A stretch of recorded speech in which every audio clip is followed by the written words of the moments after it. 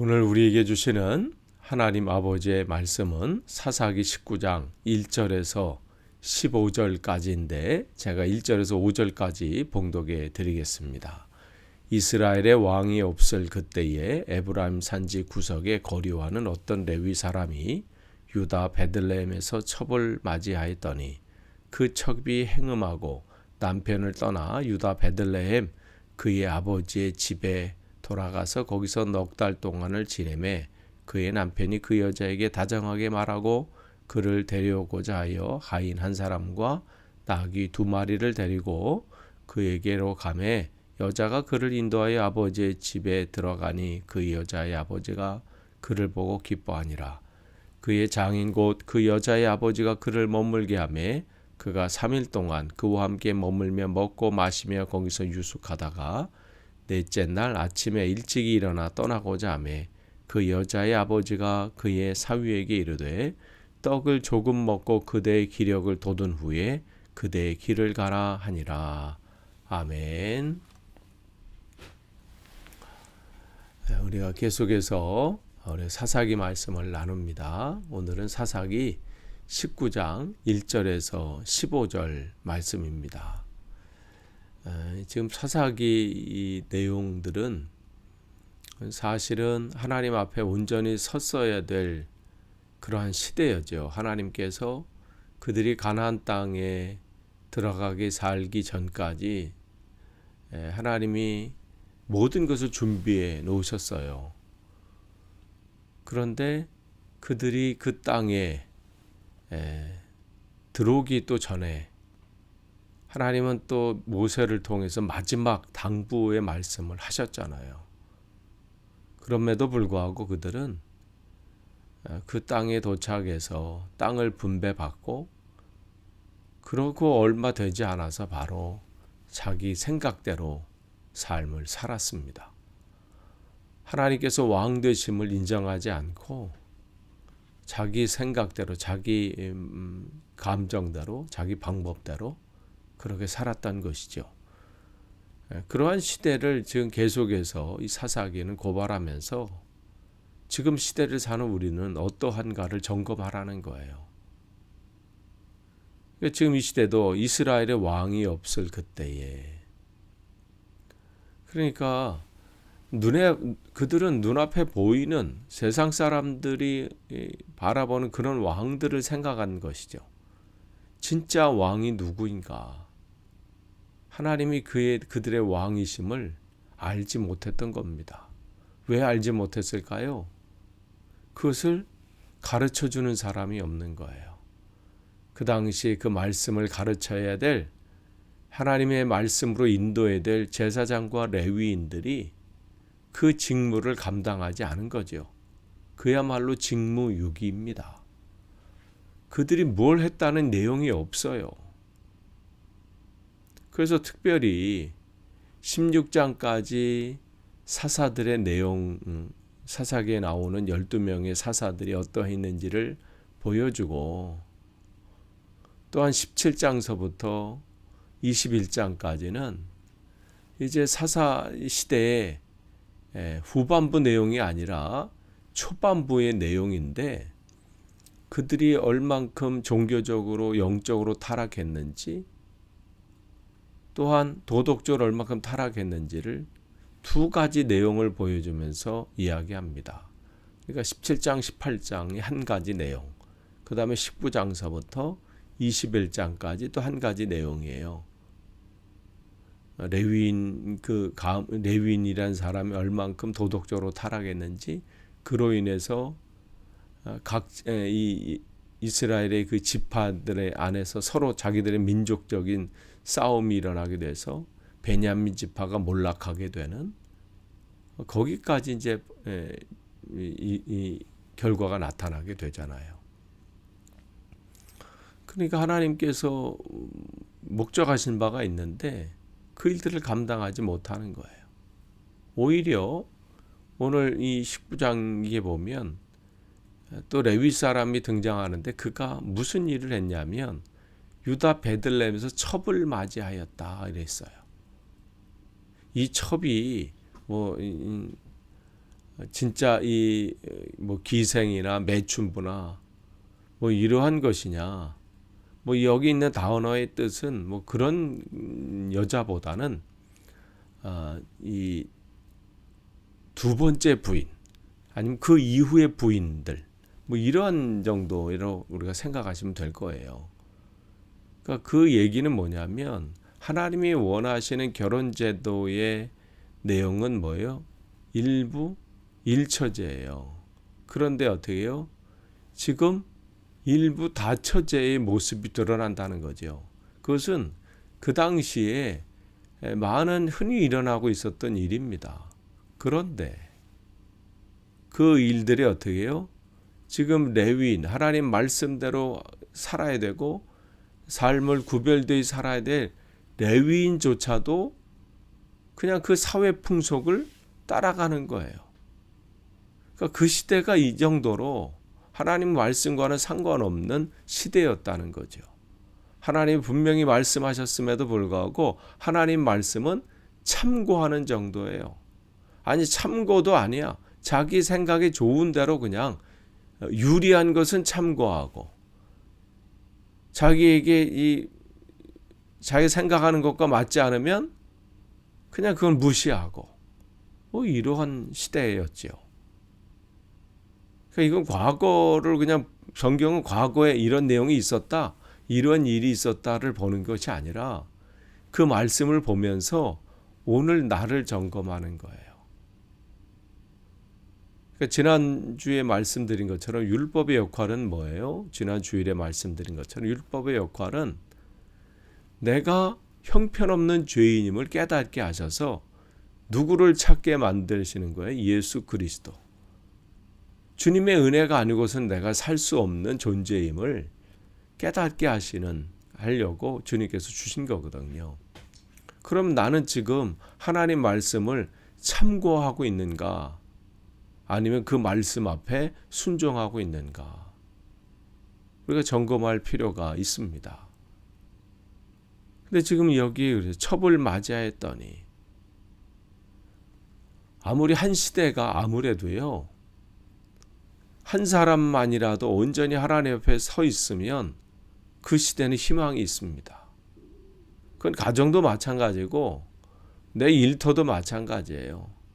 뭐 이래서 문제가 있고 뭐 나라가 이래서 어려움이 있고 그렇게 얘기하기 전에 내가 먼저 나는 하나님 앞에 지금 올곧게 서 있는가? 그것을 점검하고 내가 지금 기도의 자리, 하나님 말씀의 자리에 서 있는가를 점검해서 내가 그 길로 지금 가기로 결정한다면 거기서는 하나님의 역사가 나타나기 때문에 희망이 있는 거예요.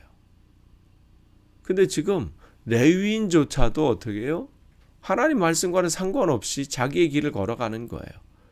근데 그 여자가 2절에 보니까 정말 행음하고 그러게 되는데 여기서 행음했다고 해서 한 번 했다는 그런 단어의 의미가 아닙니다. 거듭하고 있다는 거예요.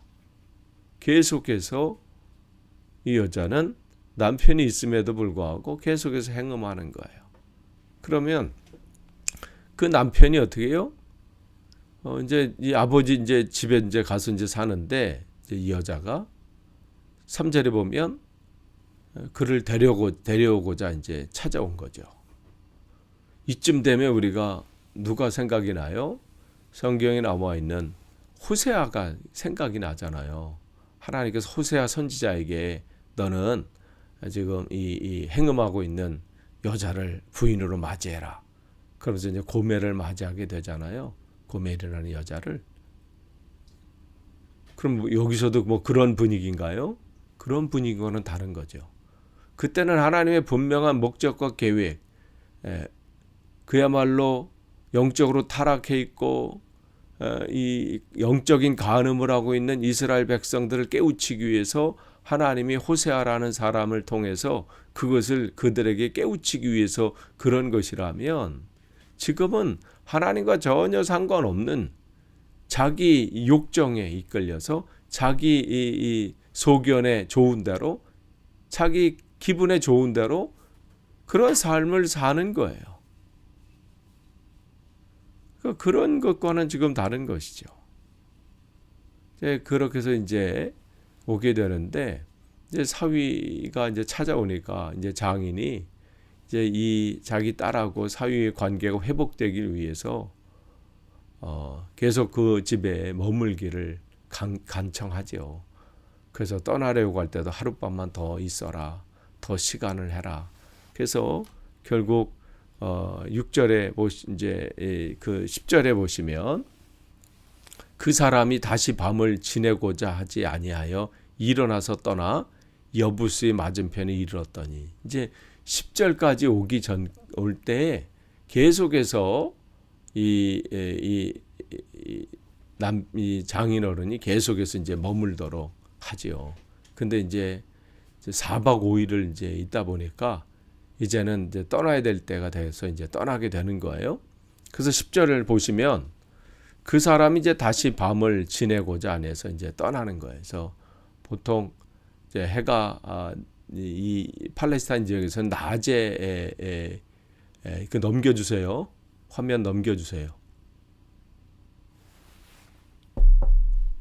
화면 넘겨달라고. 그래서 팔레스타인 지역에서는 이 낮에 이제 한낮에는 이제 더위 때문에 가질 못해서 이제 해가 이제 어느 정도 이제 질 때쯤 이제 움직이게 되는데, 그래서 떠나게 되는 거예요. 근데 떠나는데 이제 11절에 보시면 이제 해가 지려 하는 거예요. 이제 해가 지려 하는데 여기 보면 그쪽 지역이 이제 여부수다 이렇게 돼 있어요. 10절에. 근데 곧 예루살렘이다. 그러니까 이 예루살렘의 옛 이름이 이제 여부수 지역인데, 여부수인데 왜 그러냐면 그곳에 이제 사실은 하나님께서 베냐민 지파에게 이 땅을 허락하셨지만 베냐민 지파가 이 여부수 사람들을 두려워해서 그 땅을 이제 거기서 살지 못한 거죠. 여전히 그래서 여부수 사람들이 살고 있기 때문에 그래서 그냥 그쪽 이름이 그래서 이제 여부수가 된 거예요. 이제 나중에 이제 다윗 왕이 이쪽 지역을 이제 점령하면서 이제 그곳 이름이 이제 예루살렘으로 이제 바뀌게 되죠. 그런데 이제 그 여전히 이제 그 땅에 이제 이방 사람들이 살고 있는 거예요. 근데 이 여부수에 가까이 가려 할 때 이제 해가 지게 된 거죠. 그때 이제 이 종이 이제 여기서 머물자고 이제 요청을 하니까 이제 12절이 어떻게 해요? 우리가 유대인인데 하나님이 구별하신 민족인데 이방 땅에 머물 수 없다. 이렇게 해서 어떻게 해요? 이제 기브아로 가게 되죠. 그래서 13절에 이제 그 종이 이제 이르되 우리가 종에게 이제 그 레위인이 이야기합니다. 기브아나 라마 중에 한 곳에 유숙하자. 그러니까 지금 이 레위인은 이 이방 땅 아닌 아무 곳에나 이제 아니면 괜찮겠다는 얘기겠죠. 그러면서 이제 그들이 이제 나아가서 이제 기브아에 머물게 됩니다. 그것은 이제 베냐민이 이 지파에 속해 있는 땅이죠. 근데 여기서 우리가 한번 볼 게 있어요. 이제 그들 속에는 어떻게 해요? 자기들이 하나님 앞에 온전히 지켜야 되는 것 중에 하나가 뭐라는 거냐면 우리는 저 이방인들과는 구별된 사람이다. 그렇기 때문에 함부로 할 수 없다.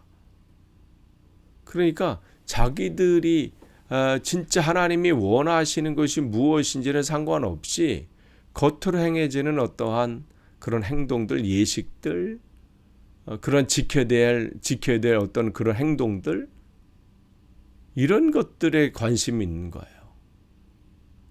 진짜 하나님이 중요한 것은 그 마음이 하나님 앞에 온전히 서 있는 것인데, 그 자기 중요한 것들에선 자기 소견에 옳은 대로 행하면서 어떤 겉으로 율법적인 어떠한 것들은 지키려고 애쓰는 것이죠.